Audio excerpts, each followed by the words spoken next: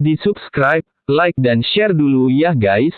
Jangan lupa, lonceng notifikasinya diaktifkan agar tahu seputar video dari si Baong Sunda. Inilah detik-detik pengevakuasian mobil minibus yang tertabrak kereta api di Kadu Pugur RT 13 RW 04 Desa Cigalinga akhirnya bisa dievakuasi.